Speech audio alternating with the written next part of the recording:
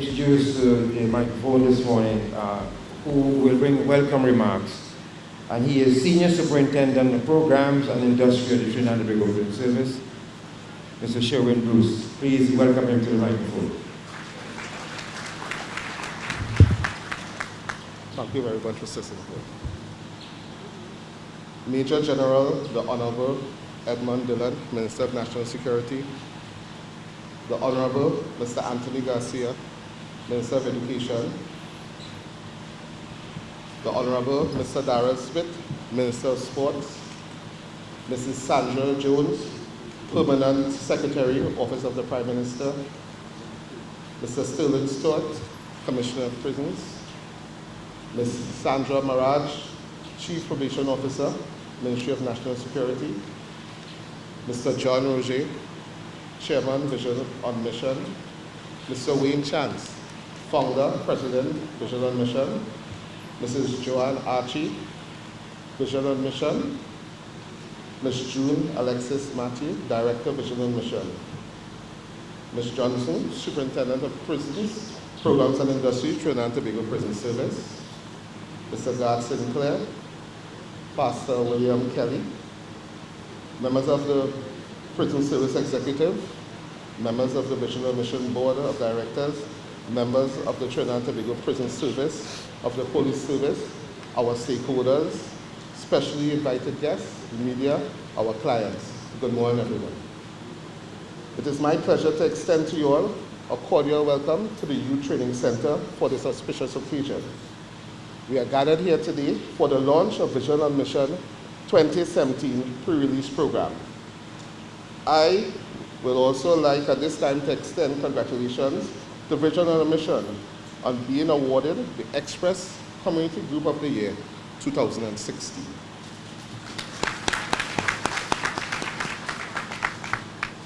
This group has continued to partner with the Trinidad and Tobago Prison Service to host a program of this nature by providing training and aftercare service to our clients. It is with gratitude that we host this event in recognition of this milestone of the program, the start of the new cycle 2017.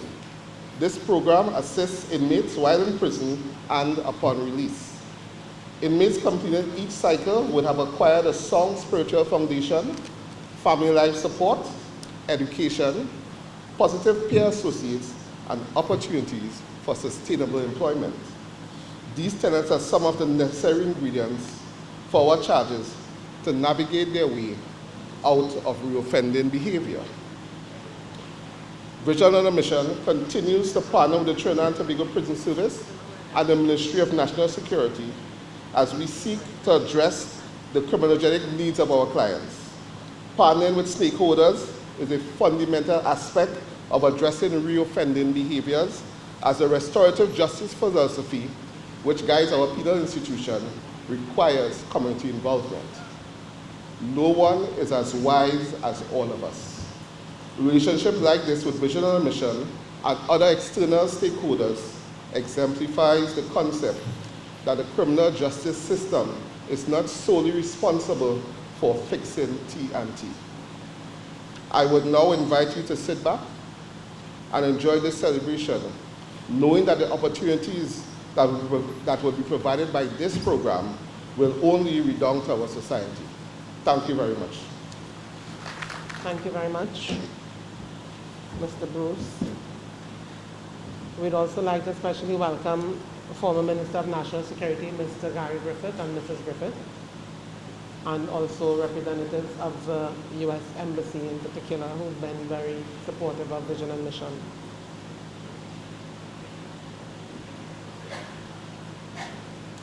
Vision on Mission, as most of us know, as an organization, has been delivering on the promise of helping people, helping ex-inmates correct a lot of what they would have experienced when they exit the system. And today we have a very important success story, both on video and in person. So I'd now like to turn your attention to the screen as you look at a video on the life of Miss Stacey Ann Beckles.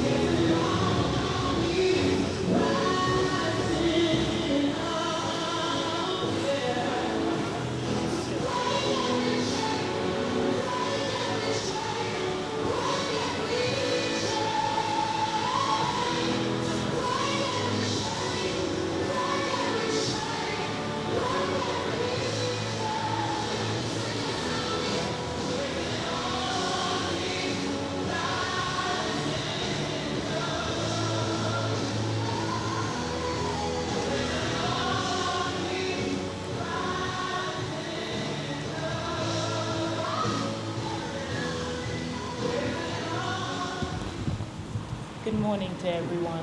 All protocols are observed. Good morning. I greet you in the wonderful name of my Lord and Savior, Jesus Christ.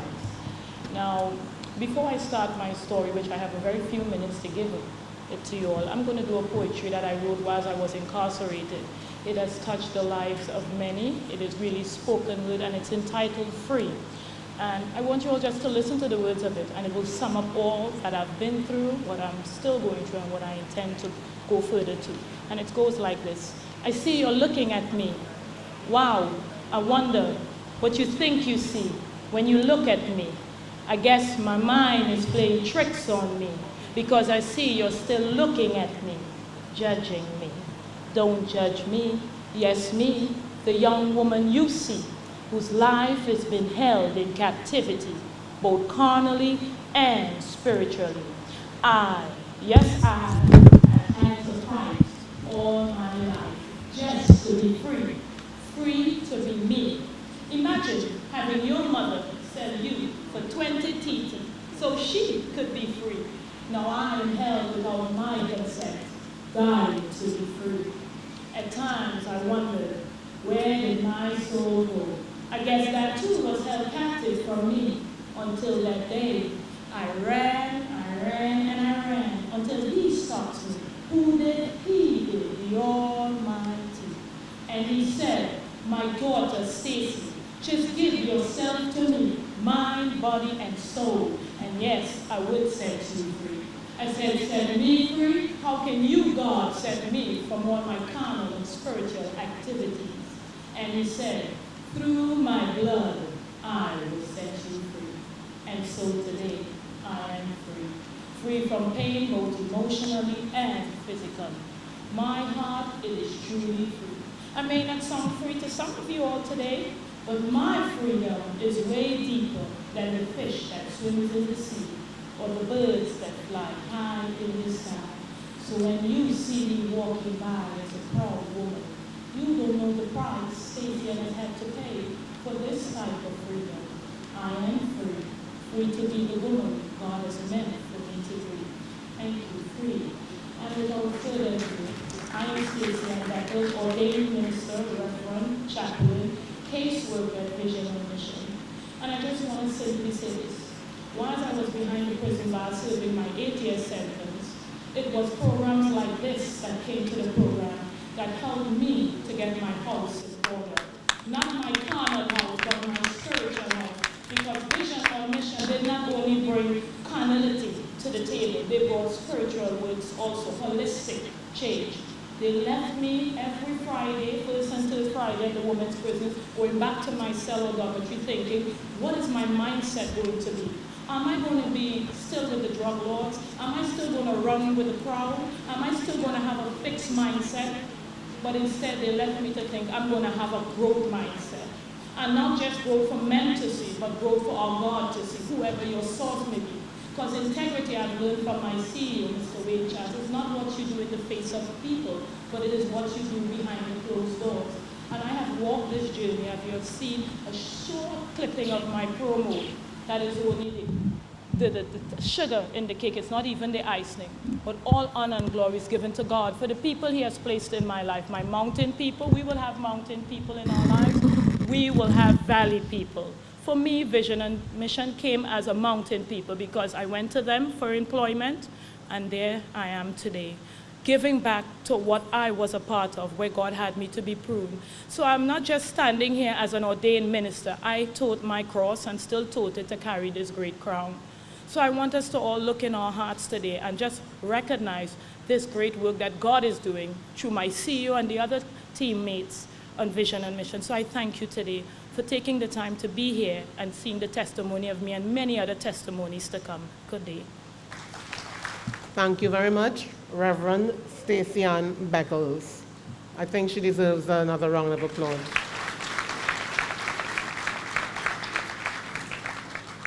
And in keeping with the evidence that we have for the success of the Vision and Mission programs, I would now like to introduce another former inmate, Mr. Musai Patrick, to present his testimony. Good day, everyone. My name is Musai Patrick. I'd like to say a special good day to everyone, to the administrators, the senior officers, and the commissioner. Now, today's theme is navigating your way out of offending behavior.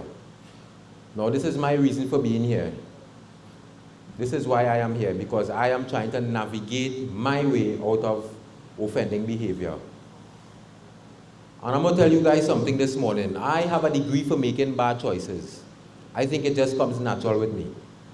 You know, and I've suffered the consequences time and time again, knowing that doing certain things will reap certain rewards, and I just kept at it. I don't know what was keeping me at it. There was some sort of spiritual force behind it, something beyond my control, and I have come to the realization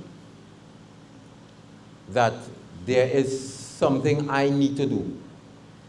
And I need to make a change, a holistic change. I need to make this transition now before it gets too late.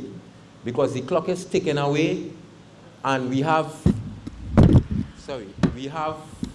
a lot of young men and women doing time in prison because of bad actions, because of wrong choices, because of criminal behavior, and the clock is ticking away, and we are getting older, we are not getting younger.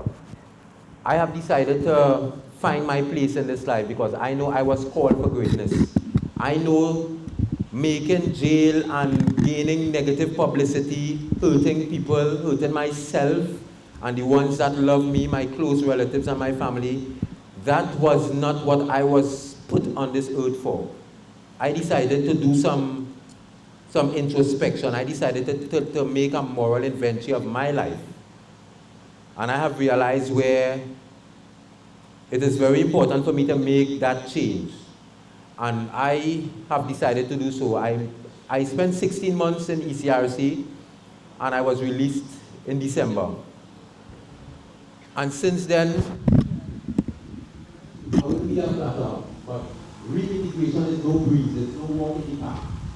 It comes with its challenges, it comes with its many hurdles, and there are a lot of walls. But the individual has to be determined to stay the course, because no victory is going to come without a battle. no victory is going to come without a fight. And I say this to each and every one. Even the most renowned person, even the most highest delegate sitting among us here today, the Commissioner of Prisons, he as well has his battles. No one is sitting in too high a position to be free from battles or to be free from trials. Everyone has their own form and their own type of trials today. And I want to let you know that we are all stronger than any battle that can come our way. No battle is going to come our way that we are not able to surmount or to override. But we have to remember we can't do it alone. We need Christ, we need the Lord, and the Lord has sent vision and mission. He has sent this wonderful gentleman here, Mr. Wayne Chance, who has established an organization that is centered around us prisoners, inmates, male and female. This program really works. So I would leave you with this. Work it, it's worth it. This program really works and it really helps, but you have to want it and you have to work the program. That is the only way it's going to work, and we need to get serious and make that change, because prison is not nice. Thank you. Thank you very much, Mr. His name is not here. Put your hands together again for the gentleman. He gave a nice little testimony. And as we have other guests joining in, it gives me great pleasure to do this, ladies and gentlemen. Now, you know, there are times in your life, and I just want to put a smile on your face a little bit, because I know this is not a somber ceremony. It's one that we're scared to celebrate, but due to the minister's schedule, on your program, the minister will now be bumped up to the next position. But I wanted to, if we could get this monitor on this TV sorted out real quick. I don't know what caused any technical difficulties. But this occasion here is one that Mr. Chance and Vision and Mission holds every year. Here's the picture. Now, you don't know where you are or where you're going to be in the next how many years, right? So this minister, who is now a minister, I went to my archives and look how life is. I can never tell that. I never could have, expected that in this occasion we would be in the same room. The picture you're seeing on the screen is your Minister of National Security when he was a young guy, back in 1982. And that was my passing out parade, that he was in the second command of the training wing at the time. And was a very young guy then. He hasn't lost the look. Now I can tell you a little bit. Did you all know that the Minister of National Security was one of the best last stoppers in the defense force on the football field? Very powerful last stopper. And he worked his way up the ranks to become Chief of Defense Staff, and now he's our Minister of National Security. It gives me great pleasure, ladies and gentlemen, to introduce you to the microphones, Major General Edmund Dillon.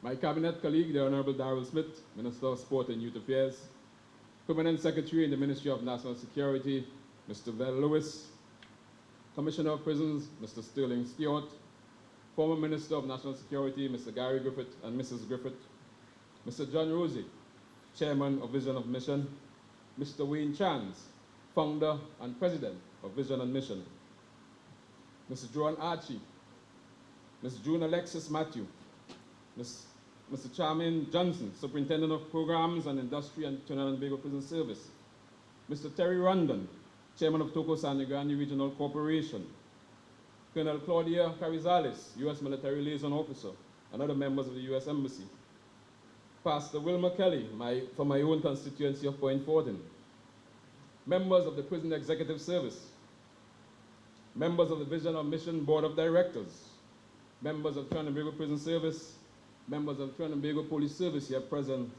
stakeholders, specially invited guests, members of the media. Indeed, a very pleasant good morning to you all. It is indeed a pleasure for me this morning to join in the continuing journey of transformation and reformation of lives brought about by the collaboration between Vision and Mission and the Trinidad and Tobago Prison Service. Today, I believe, stand witness to the power of partnership, which I've been invited to speak about, and the further collaboration towards sustainable development of relationships. As such, permit me to extend sincere thanks and appreciation to Vision and Mission, led by the indomitable Mr. Wayne Chance, who has been working over the last 16 years in the Trinidad and Tobago Prison Service in administering rehabilitative programs and reintegration efforts towards treating with the inmates here at the Trinidad and Tobago Prison Service in what I consider to be one of his best programs, Preparation for Release. Ladies and gentlemen, I believe we should recognize Mr. Wayne Chance by a lustrous round of applause.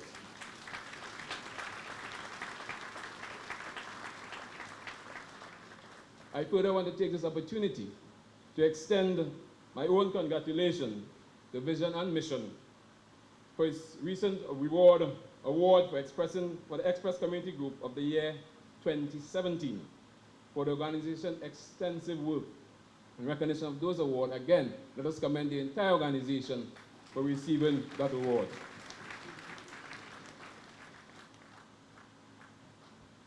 We are all here today, ladies and gentlemen, I believe, with the same goal: the reduction, if not the prevention, of the revolving door syndrome. The Ministry of National Security will support any initiative that is aimed at creating an environment that enables and ensures public safety and security. The team that I've asked to speak about the power of partnership, to my mind, it is very relevant in the way we do business. In today's world, we live in a world of interdependence, where no one agency, no one individual, no one institution can treat the many issues that confront us. When we talk about the issues of power and partnership, if we break down those two concepts, power is about influence. Power will be the ability to influence people or activities. But power, there is a source that emanates to determine that power. At the level of the individual, the source could be illegitimate power by virtue of your rank or your position. It could be a referent power by way of your charisma. And I believe when we talk about referent power, I would certainly nominate Mr. Wayne Chance, who have executed the kind of referent power, the kind of charisma to lead the Vision of Mission. But there are also what we call coercive power, the ability to punish others, to influence them to act in a certain way. We also have the question of reward power, the ability to reward good behavior, to reward persons to do good things, to influence their actions. At the level of the state, we also have power. We execute power in terms of legitimate power by virtue of the norms of the state. We execute power by way of our economy, by our geography, and of course our culture and governance. So when we talk about the power of partnership, we're talking about coming together to achieve shared goals and objectives. So bringing the question of power and partnership together, I believe, is a way in which we have seen manifested by the cooperative and collaborative action of the Vision and Mission and the Trinidad and Tobago Prison Service. Henry Ford once said, "Coming together is the beginning. Keeping together is progress. Working together is success." Ladies and gentlemen, I want to suggest today that the Trinidad and Tobago Prison Service and the Vision and Mission have certainly come together. They have certainly worked together. I believe they have certainly achieved success in the efforts and what they have done, especially in treating with those who have been incarcerated here today. So please, let us give them a wonderful applause again.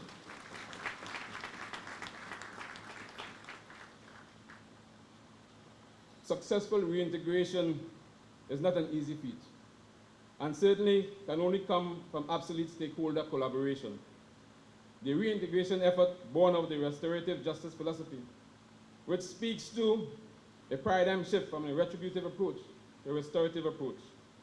This recommendation has been incorporated into this government's effort at establishing a reintegrated penal policy and prison reform, aimed towards reducing reoffending, improving rehabilitation and prison conditions, prison security and physical facilities, and of course, prison legislation.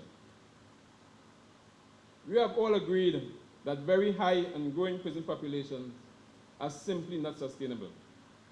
It has been stated that approximately 58% of prisoners are reconvicted within 2 years of being released. Hence, the rehabilitation of offenders and the effective preparation for re-entry into the society is critical for a reduction in recidivism and crime management generally. This implementation of this vision and mission preparation for release programs behind prison wall is in fact encouraging and will no doubt work in conjunction with the existing programs already offered by Trinidad and Tobago Prison Service. These programs are welcomed and necessary to guide inmates nearing the end of their sentences and allow for their transition and re-entry into society. The government of Trinidad and Tobago and leaders in criminal justice understand that the inmates also require help to move forward with their lives. In fact, for greater success rates after their release from prison, our system requires a network of committed agencies and individuals who are dedicated to helping those released from incarceration to experience life as protective, law-abiding citizens. Vision and mission has already answered this clarion call, ladies and gentlemen. I urge more of civil and business society to come on board. Collaboration is in fact the key. Collaboration and cooperation as we treat those issues. Our concern at the Ministry of National Security is crime reduction. A reduction in the rate of reoffending and ultimately in reducing the prison population. Along the lines of the power of collaboration, the Ministry of National Security has been collaborating with the Ministry of the Attorney General and Legal Affairs and several other areas in the jurisdiction, especially with respect to the legislative framework. This, in fact, is a clear demonstration and philosophy of the whole of government approach. With Street Switch, looking at all the issues across the government spectrum, because we believe that across the government, each ministry can make an intervention with respect to crime and criminality. The Ministry of Sport and Youth Affairs, the Ministry of Social Development, the Ministry of Education, the Ministry of Finance. Almost everything should be geared. If we say that crime and criminality is one of our #1 issues, then the focus of the government will be and is to bring everything to bear on treating with crime and criminality. Again, using the power of partnership to treat with those issues. Presently, before our country's legislative making body, the Parliament, is the Indictable Offences Pretrial Procedure Bill 2017, with the primary intent of abolishing preliminary inquiries for indictable offences in the local court system.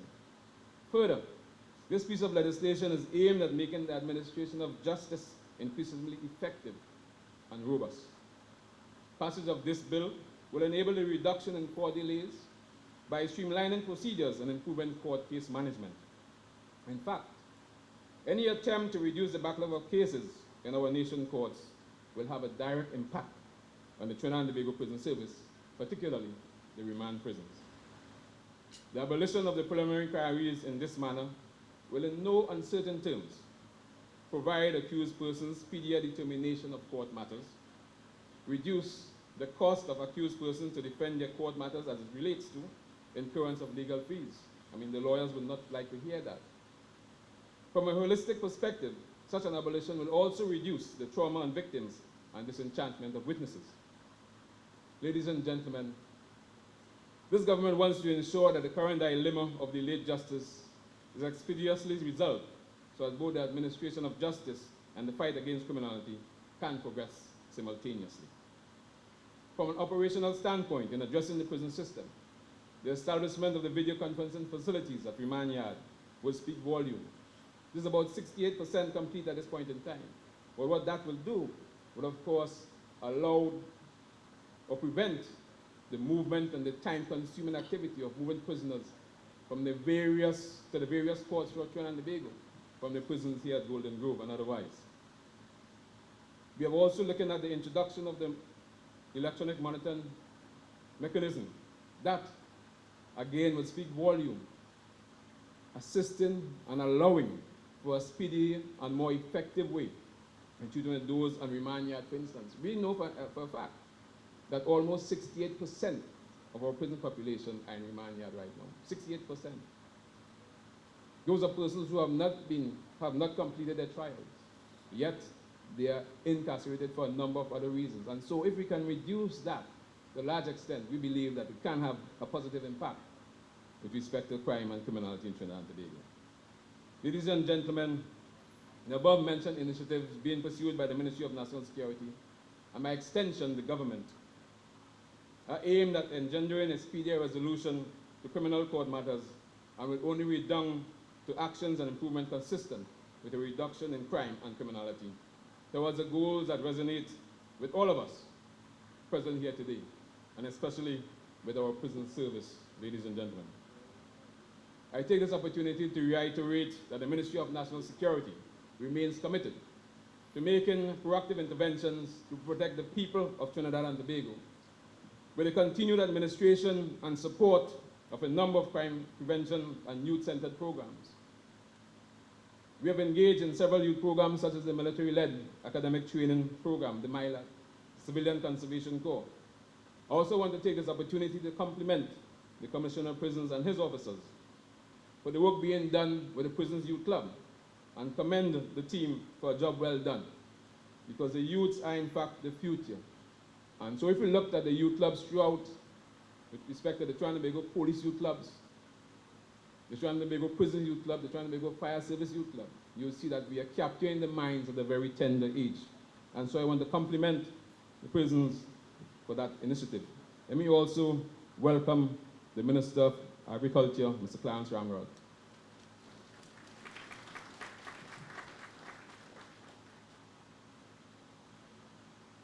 There have been a number of transformation programs which are conducted in the nation's prisons by the hard and dedicated work not only of the prison service, but in collaboration with our business sector.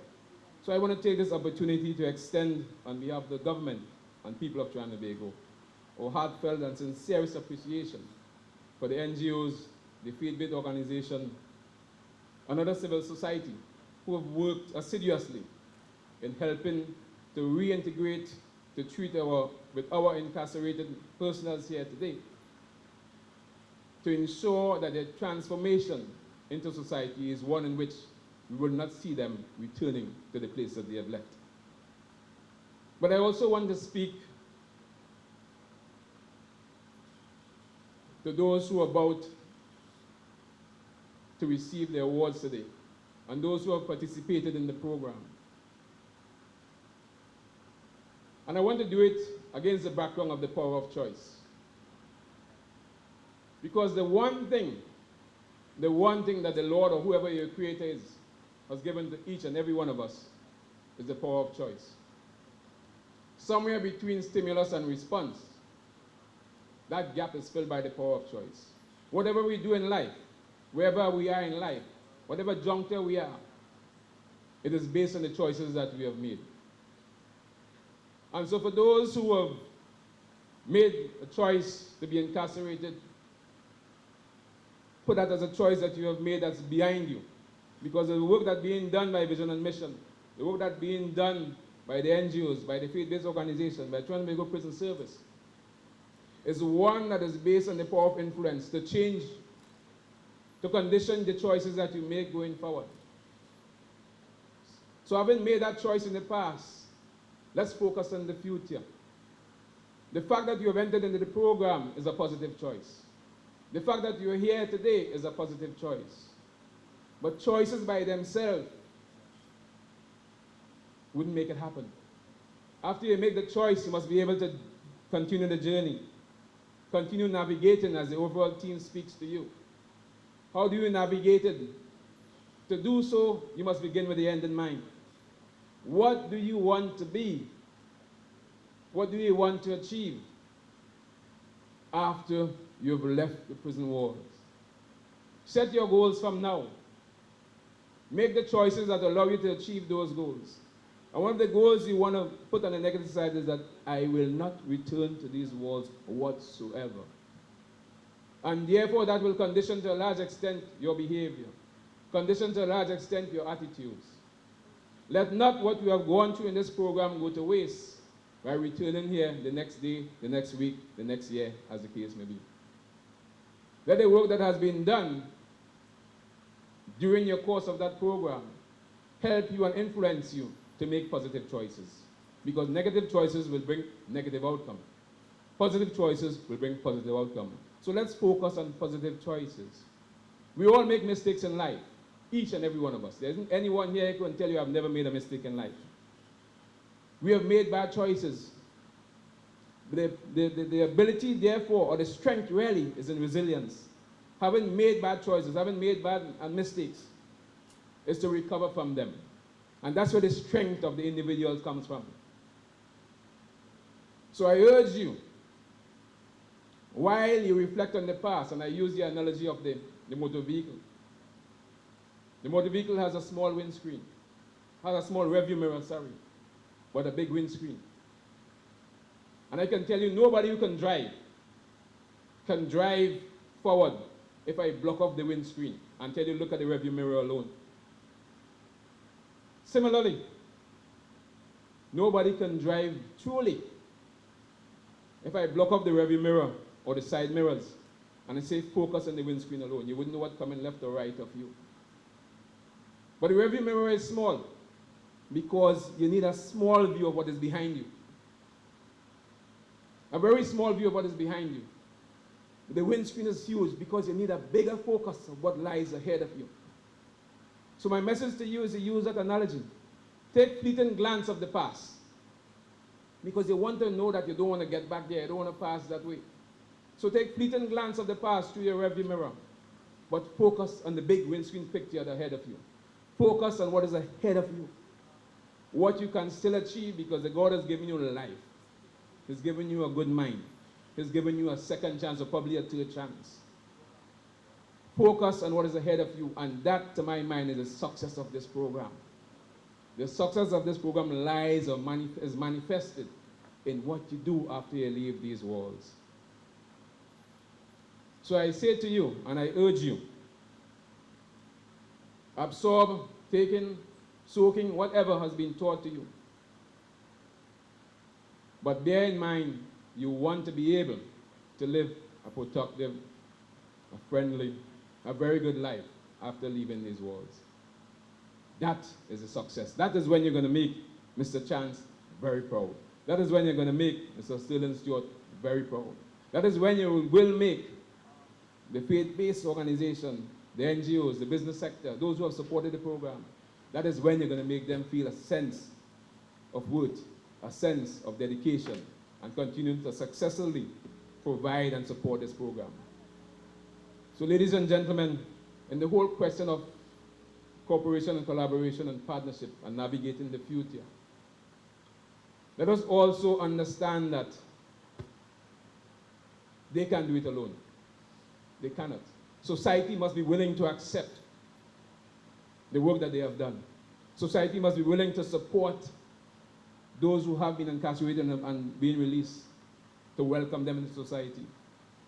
For if they are alienated at all, then what we'll be doing is driving them back into where they've just come from. So it must be a question of collaboration and cooperation throughout almost all sectors of the society to ensure that this process, to ensure that what we're doing here today, what we're celebrating today, achieve the successes and will benefit and redound to the entire society of Trinidad and Tobago. It is one, again, based on, as I said, interdependency. So I leave by saying to you, to treat with these issues, it must be based on collaboration and cooperation. I use the analogy of the hand. If I were to poke you with one finger, you will smile because it's going to tickle you. If I use the same hand and fold the fist, and I hit you with it, it could damage you. So I'm saying to you, combine the forces together. Let us use all the actors, all the agencies within our society to treat with the issues, restoration, rehabilitation, to ensure that those who are being released or who will be released will not return to a life of crime and criminality. Let us do it together, ladies and gentlemen. Before I close, I want to also extend on behalf of the government and people of Trinidad and Tobago Our sincerest thanks and appreciation for Commissioner Stewart. As you know, this is the last week before he proceeds on retirement. For an excellent job that he has done, having taken up the mantle as Commissioner from 2015 to now. Ladies and gentlemen, let us give him a wonderful applause.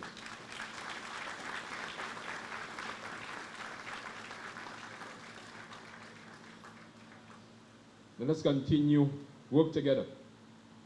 Let's continue to join together in support of initiatives such as this. Continue to support Vision and Mission. Continue to support the Trinidad and Tobago Prison Service. Let us all play a part as citizens of Trinidad and Tobago. May God bless us all and indeed bless our nation. I thank you. Thank you very much, Major General Edmund Dillon. Please, another round of applause for a very sterling contribution there from the Minister. And as we welcome Senator the Honorable Clarence Rambalat, the Minister of Minister of Agriculture, who worship the Mayor of Arima, Lisa Morris Julian, and the Chairman of the Sangre Grande Regional Corporation, Mr. Terry Rondon. They all join us. Could you welcome them with a nice round of applause? Of course, and as we continue on our program, I have the pleasure again of introducing this gentleman. And just to borrow a little from the minister's statement, and I just noticed a lady, a lady who really looks out, and what the minister spoke to just now a while ago. There are two ladies sitting in the audience here, and these are people who understand restorative justice. They're not fakes. And having climbed the ladder, I have met them, dealt with them, and they are genuine people. And I'd like to announce in the audience here, recently retired from the Ministry of National Security, Ms. June Thomas. You all would know that name, Ms. June Thomas. And also, Ms. Anne-Marie Kwame Allen. She is at the Small Branch Unit of the Ministry of Social Development. These are, I will take whole day. Ladies and gentlemen, there's a gentleman that I'm about to introduce to you that just last evening on Facebook, there's something that happened that it really jolted me. And it spoke to the fact that a lot of people still do not understand what this thing restorative justice is. And a remark was made, as you know, some of you may know the challenges that we, our radio program and my wife and I with the film Traffic. And there was a lady making a comment on Facebook saying that this is what you get for helping out ex-convicts. I'm referring to me, of course. And I said, this is the problem in our society, is that we all still cannot grasp the concept of restorative justice. And which is really sad. And as I see Ms. Camille Spicer sitting in the audience here, who is representing the British High Commission, the High Commissioner himself, they understand restorative justice. And there may be some of you sitting right in here still don't understand what it means. Even some prison officers still don't understand what it means, but it's something that we can work on. And this gives me the opportunity now to introduce to you this gentleman who, when he was introduced to the national airwaves of Trinidad and Tobago on I-95.5 FM, there were people who called the radio station and they were asking Mr. Leasing at the time if he's a madman. They asked Tony and Dale if they're crazy. This boy can't talk. He can't put a sentence together and he just talk hard. He don't need a microphone. Put him out in the yard and we could still hear him on the national airwaves. Because he just talk hard. And he's going to embarrass the station. And a number of things they said about him just because he came out of prison and he wanted to make a difference. And to this day, he still holds down a spot on I-95.5 FM doing a fantastic job. You need to clap for that? Yeah, you need to give him a round of applause for that. And it gives me great pleasure now to introduce to you the founder and CEO of Vision and Mission, Mr. Wayne Chance. First and foremost, I would like to further recognize Mr. William Lutchman as one of the first businessmen who had believed and was convicted that offenders can change. If you give, thank you, if you give them a fair chance to do so, Mr. William Lutchman. Mr. William Lutchman left us going on 4 years ago. And yet still, we see the vision and mission continue to grow by the faith he had left us. That faith is people can change. The question I have, do you believe that people can change also? Secondly, to the media, thank you for the help you have given us in your own ways in the promotion of restorative justice and the importance of the need for social reintegration, particularly I-95.5 FM, and most recently, the Trinidad and Tobago Express, for giving us the award Organization of the Year.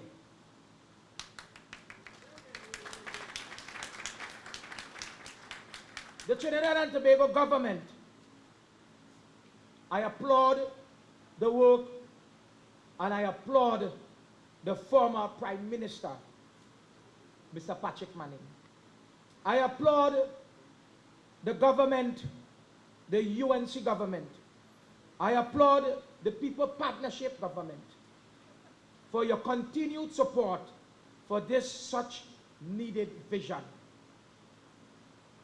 The current administration, I want to especially applaud Dr. Keith Rowley for his representation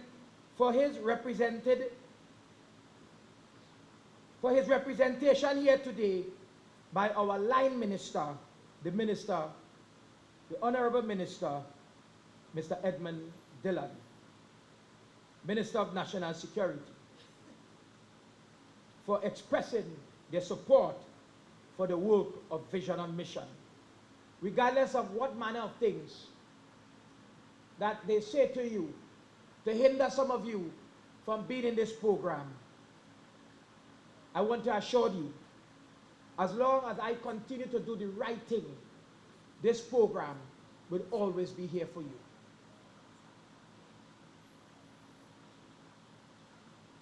My last statement.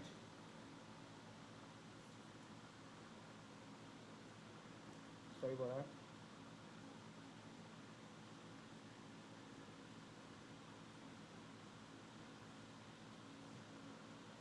To the prison system. Right now.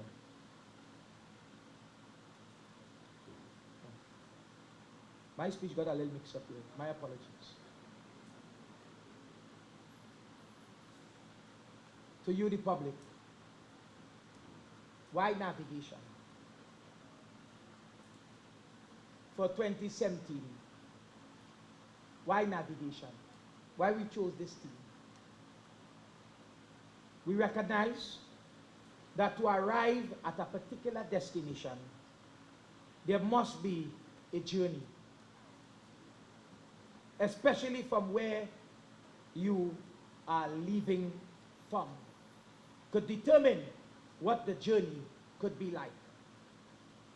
If you are leaving from the University of the West Indies, one could perceive what that journey could be like. But if you are leaving from the prison system as a convict,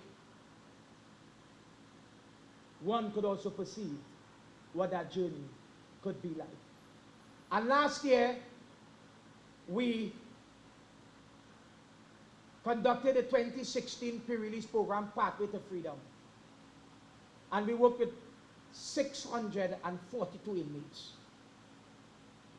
A number of those inmates we were unable to keep in touch with because of a number of challenges to be mobile, since that the service that we provide is national. However, we decided to do a qualitative and quantitative research into those who have left the prison. And what we discovered, even though men and women had gotten their freedom, there was a major challenge, particularly with those who had returned. And the challenge was when a man or a woman leaves the prison system, he leaves with certain expectation. And most recently is the chap who came here and speak. Come, my brother, quickly. Come on. Come, quickly. He recently left prison about 3 months ago. And I got his permission to share the story. Why navigation? And when he went home to his wife, the common law wife, and while incarcerated, his expectation went rocket high as the sentence became smaller. But when he reached home, it was a kettle of a different fish.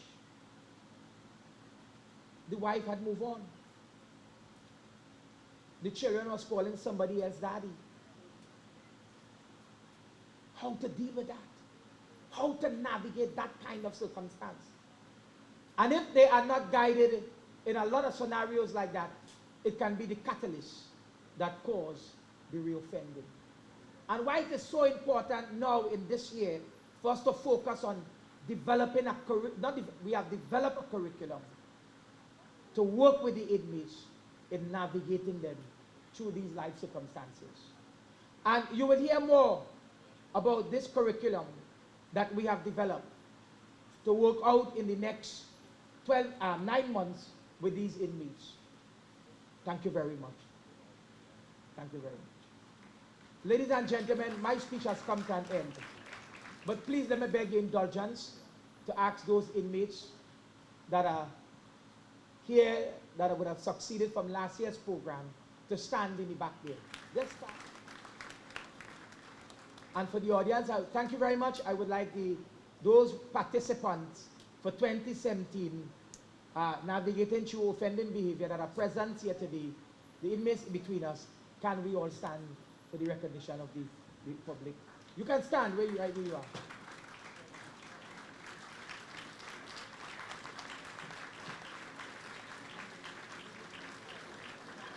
Thank you very much. God bless you and enjoy the rest of the evening. Thank you very much. He restores my soul. He leads me in the path of righteousness for his name's sake. Major General, the Honorable Edmund Dillon, Minister in the Ministry of National Security in his absence. Senator, the Honorable Clarence Rambarat, Minister of Agriculture.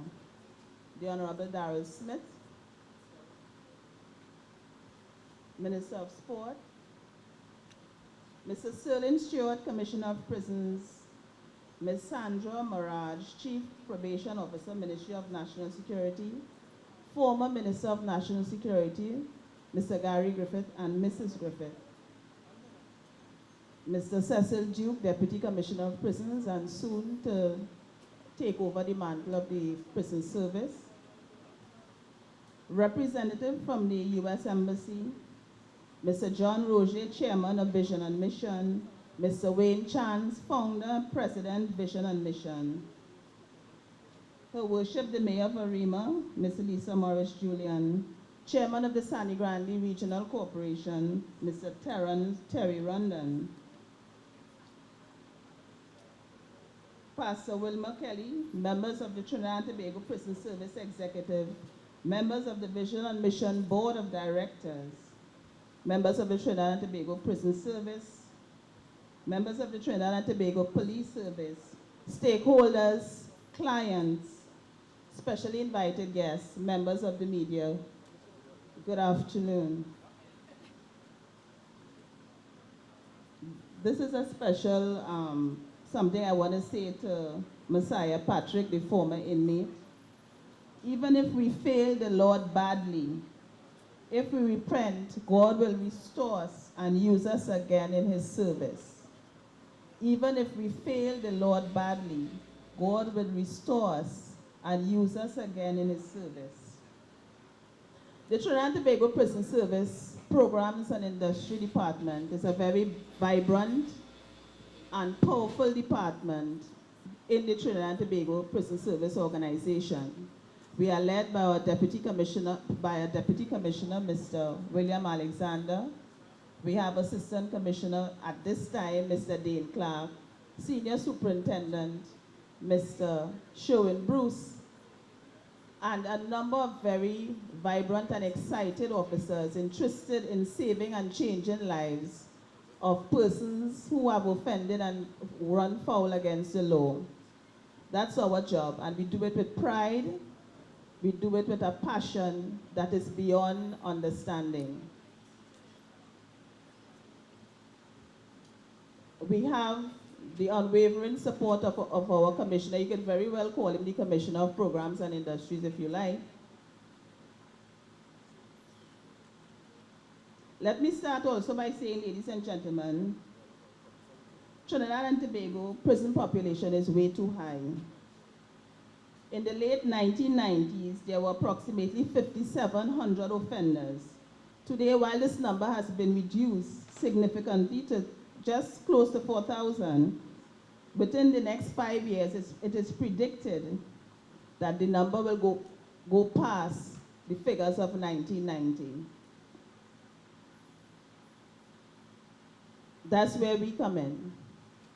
That's where the Programs and Industry Department come in, along with all our stakeholders, or religious-based organizations, or NGOs, or teachers or facilitators.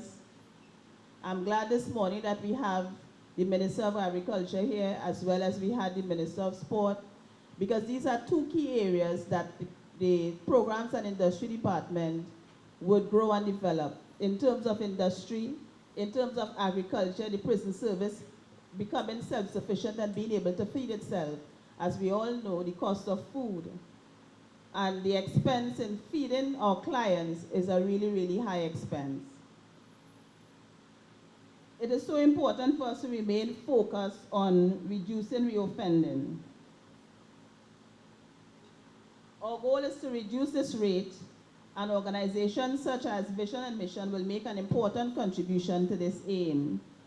Being in prison can have significant consequences for a person. They would have lost their jobs, their accommodation, in some cases their families. And it is key to the programs department that we keep families together. Several initiatives in terms of ensuring that fathers are allowed to see their children and have conversations and relationships with their children. Several initiatives have been introduced in the Trinidad and Tobago Prison Service, where you have the normal visits, then you have special visits that fathers will be able to meet with their children for a couple hours at a time. And now we have a new initiative soon to be open on Thursday, where a library under the auspices of the Children's Act for the Foundation and Wishing for Wings, where fathers will be allowed to read to their children. The children will come in and read to their fathers, and the fathers read to their children. This is all part of a huge initiative for the Programs and Industry Department in developing and reducing literacy in the Trinidad and Tobago Prison Service. We have to improve on our literacy levels, because a lot of times people do certain things because they don't understand what is happening around them. We have a number of items in train so that this year would be the year of literacy in the Trinidad and Tobago Prison Service. These strategies include better and modern prison management and sentencing counsel, and push for the introduction of parole and the introduction of new community-based sentencing. It also incorporates proposals for expanding rehabilitation and restorative justice. Most importantly, in this context, the commitment of the government to improving the reintegration of prisoners into the community. A number of important steps have already been taken. Leading this charge, Vision and Mission has taken the role and incorporated reintegration caseworkers and have been working preparing high needs prisoners for release in the community with the goal of reducing the risk of reoffending. Common reintegration needs include accommodation, employment, managing relationships, community support, and managing finances. I'm advised since this enactment, reintegration caseworkers have been working with up to 40% of prisoners being released. This is certainly an accomplishment. The Ministry of Social Development and the members of corporate society have worked together with them to place income work brokers and case managers into prison to help prisoners upon release to find suitable work, accommodation before they are released. My dear friends, we and they can't do it alone. Our welfare department is a key player in this whole reintegration system and the programs and industry department. And just a note to the media, just in case you all didn't understand before, clients have to be released. Therefore, they will need to go to the bank, open an account when they do industry so that they can put their money in the bank. They will need to go and renew their ID card, those of them ID cards would have expired. These are normal, natural things that need to take place to help in the reintegration system so that these people could go out there and be productive citizens. It's not a trick, it's not a favoritism, it's part of our system. If we want to reintegrate, reintroduce, and place persons out there to be successful, we have to equip them to the greatest extent before they leave the prison walls. We have a long distinguished history assisting prisoners, and much of the work the Vision and Mission do is voluntary. I would like to applaud you for your incredible, valuable work you are doing in the area of reintegration. And for this, we'd like to thank you. This is so important to remember that all but very worst prisoners will eventually return to community at some point. Hence, it is in our interest to prepare them so they have opportunities to get on their lives and become productive members of society.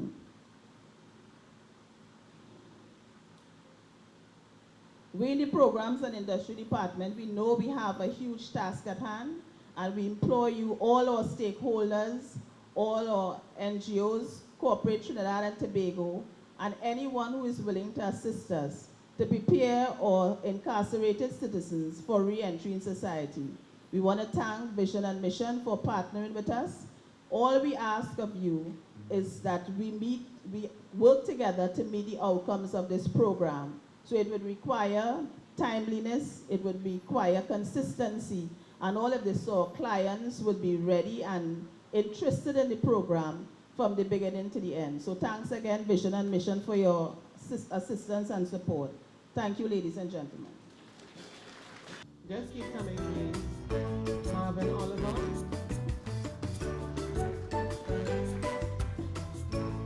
O'Brien Randall. Sheldon Edwards. Terry Ali. Vinod Prasad. Warren Allen.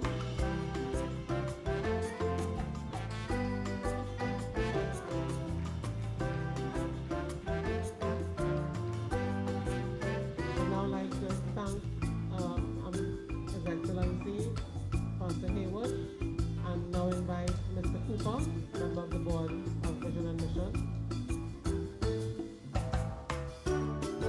Leandra Clark, Natalie French, Prudence Morgan,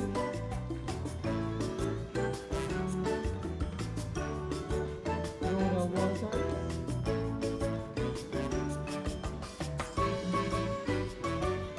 Sandra Kulanku, Sharon Fagan.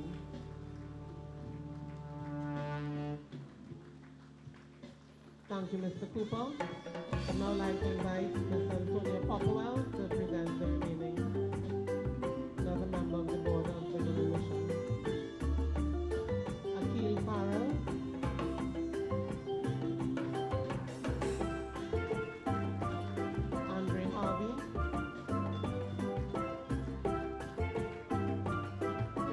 here. Jamal McConnell and Nolan Cadogan. Let's give them a lusty round of applause. These are From the Programs Department again, Prison Officer 2.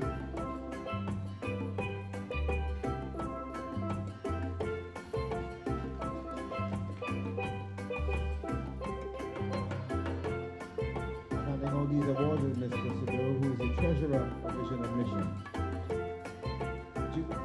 Junior officers, Port of Spain Prison, Golden Door Prison.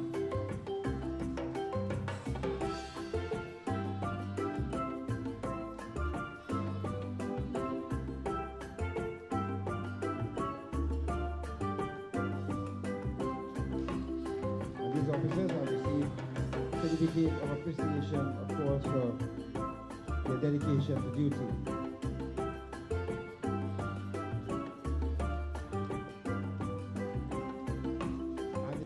Good afternoon, each and everyone. I want to just say respect to the Most High God in the name of Jesus, should I Holy Spirit in a place like this and in a time like this. Because at the end of the day, the reason for the season and the reason for my being present here is all about Him. Whether God give me an assignment, I'm just a servant in the vineyard. Can I say in the interest of time, all protocols observed, would that be right? Can I say it at this time? Can I pay respect to all the people of Trinidad and Tobago, laborers, servants, workers, that touch the lives of all persons that commit themselves to the citizenry of Trinidad and Tobago by being true servants.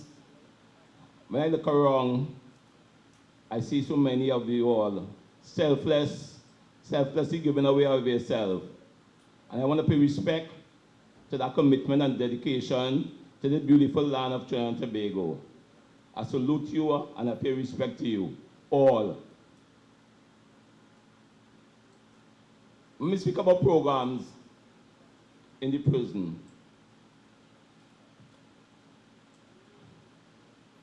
if purpose is not known, abuse is inevitable. And programs is the key. Anytime we're speaking about restoration, rehabilitation, reformation, preparation for going outside their re-entry, we must be talking program. Because program is meant to renew and change the mind. I like to call it soul food. Because with all programs, there's no change in behavior, there's no transformation. The word have to say, Proverbs 22 verse 7 said, so a man thinketh, so is he. Programs are geared to changing the way you see your life. And our purpose here is to prepare you for back out, for reintegration, re-entry, going back outside there as productive, law-abiding citizens, valuing not only yourself, but other citizens of this Trinidad and Tobago. Because at the end of the day, when you find yourself inside here, all of you, and let me say this, when I speak on a mic and have offenders here, my message is straight to them.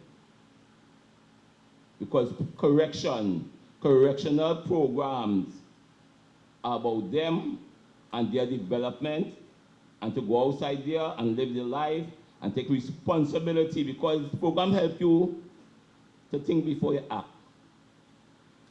It helps you to understand your responsibility as a citizen of Trinidad and Tobago. It helps you to break the cycle where we're speaking about the children, which are the future, and we can't get away about that. But at the end of the day, you have something to do. As 1 Corinthians 13:11 says this way, when I was a child, I thought and act and behave and get on like a child and get down in foolishness. And when I grow old, you have certain decisions and choices that the Minister of National Security was saying to make. Because we recognize long time, besides it not only help on everyone, because crime is everyone's business, we recognize long time that we could talk change ad nauseum, transformation, but we cannot change anyone. We could influence change. We could prepare you. We could give you the relevant information that will help you go and grow as you go through this period of time. You see, as I say, talk about navigating offending behavior. You see, ships are safe in the harbor, but ships were not made for the harbor. They were made to sail through the rough waters, through the storm. Programs is the rudder that allows you to navigate through the trials and tribulation and the test that will surely meet you and stand strong. I don't want to inculcate what was bestowed upon you. So it's so important that while you are here, you see, Mr. Chan, Vision and Mission, I want to say thanks to Mr. Vision and Mission and Mr. Chan. You see, why we're here, Mr. Chan is about to launch the pre-release program. And to you inmates, I want you to, that's why I spoke about purpose. I want you to understand the purpose of this pre-release program. Meaning, just now you're going to be outside there, and these programs are supposed to encourage you, inspire you, motivate you to move away from the ways, to deviate from the ways that would have caused you to be here in the first place. To make our neighborhoods and our communities and society safer, because the seed would have been sown. And let me tell you this, if you believe in that seed and you put it into action that which has been sown, then surely you can put a full stop on prison life and institution life. Because you have the ability. You have to go move away from the immediate gratification. You have the ability, perseverance never fail. You could do it. And we need your help to help you. We need your help to help you, and we are willing to help you. That's why we have so many programs within the correctional institutions. We have the programs to touch your head, the way you think, cognitive educational, correctional educational programs. We have libraries and schools in most of the institutions. We have the programs to touch your heart. Spiritual, faith-based organization. Thanks to all these pastors here today, these real servants that walk the talk. You know, we have a lot of talkers in this country, but don't walk it. All you pastors, all you servants and laborers, I want to say thank you today, because this is the day as I leave of Thanksgiving, because of your support, I was able to stand out the giants like your shoulder. And I want to say thank you on behalf of the Commissioner of Prison, on behalf of my executive, on behalf of the prison service. We want to say thank you, because I know sometimes it's not an easy road. Because a number of us, that transition to move away from the retributive style to the restorative style is not an easy transition. And I know some of it's only God, only the Father, our Father, to give you that patience and tolerance to be here. But what I love about Romans 5:20, it says this way. It says, where sin abound, grace abound more. And I have over my 39 years and 7 months, yes, take that. I have seen the miracles that will keep motivating me and keeping me. When you talk about prisoners, that's what we're about. I haven't seen the miracles that have worked within this environment, within this space. Life that would have been lost, that would have been in the grave already. Because this place is a place of refuge and fortress. I know this. You see a lot of persons that want freedom. Oh God, I want to go outside. That's why we have word I receive, but there's a real offend. I want to go outside already, but they ain't ready yet. Programs is prepare your readiness. Because programs prepare you for success. Not every morning I see you returning, but you're ready. Because you leave, a lot of them leave prison with good intention. But as I said one time, the way to hell is paved with good intention. And that's why we need each and every one of you, because that support, you see that support system, that's why Vision and Mission and what Chan's doing is so critical, it's so imperative, it's so important. Because you see that time outside there, when you go outside there, I've been hearing a little testimony that you don't make, although, you see why the people taking care of your children, everybody nice, they're visiting, wife coming, mother, father, everybody supporting you. You see when you go back outside there and you tell yourself, yes, trouble and worries. Trouble and worries. And that is why it's important to take your time here serious, take your program serious, take this pre-release program serious. All you have graduated, you'll be outside here just now. And notice they say just someone is skit. You can't be doing the same thing over and over and thinking the same way over and over and acting the same way over and over and out of time and bad and expect a change in behavior and expect that thing will return. That's why we say, but the rate is still so high. You have to change. You have to get serious with your life. It's your life. And somehow, you still have a good heart. Because that's why you're here, because God have you here, because you need to write you up just like any one of us, enough time. And I love to say, who without sin cast the first stone, and because we saw some people playing most sanctimonious, feel like they never sin and playing this prisoner. We have to overcome that. We have to get the overstanding to overcome that kind of behavior and that stereotypical thinking, that pastime. We have to leave that with the dinosaurs. If we're talking about change, if we're talking about transformation, we need the help to support these persons. They need your help. And that is what Vision and Mission has been doing. Filling in the gap. So when they come out, they have a place to go, accommodation, probably employability, employment, supervision, most important. Supervision. Because not a lack of knowledge is the problem, though. If you have any one of them here, you don't know, who here don't know right from wrong, stand up. Who here don't know right from wrong, stand up. I have 39 years and 7 months and not ask that question all the time when I'm making certain adjustments, and there was one person ever stand up and rise. But the problem is lack of discipline, self-control. And that, some of the modules in the program that I witnessed from the Vision and Mission previous program are geared towards building that resistance against darkness, so dispelling darkness.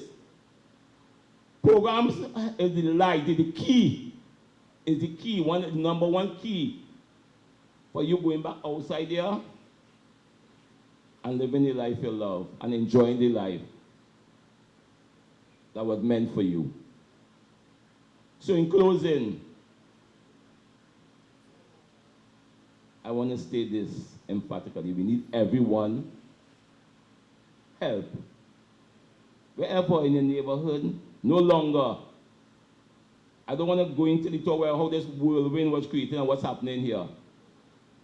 You know, Shorty, our tune they say that, and they were playing it at my pre-retirement function. What are you balling for? Don't ball. Listen to the words. You think you create out of the education system now and you're balling, don't ball. I see the commissioner person talk about goal and I see I said, market. All right. So, my people, that is called by my name, by his name. If you move away from your dark and evil ways, and the program that get to help you, if you listen to vision and mission, and these selfless servants, quality servants. When I look around, if I could come down to the roots and say, vision and mission have a bad board. Only people integrity, a best board they have, looking after you, coming out here, looking after you. And you can make it. I could have stopped saying all this thing and just say, Wayne Chance. That's all I needed to say, Wayne Chance. You can hear about you. Hear about seeing you going outside there and doing good. Or releasing that dormant potential. What lies within you, that goodness. Serve the world your glory, and your goodness, serve the world your glory.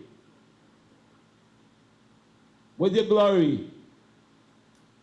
Your glory is the sweetness, the way you talk, the way you behave, not like an idiot.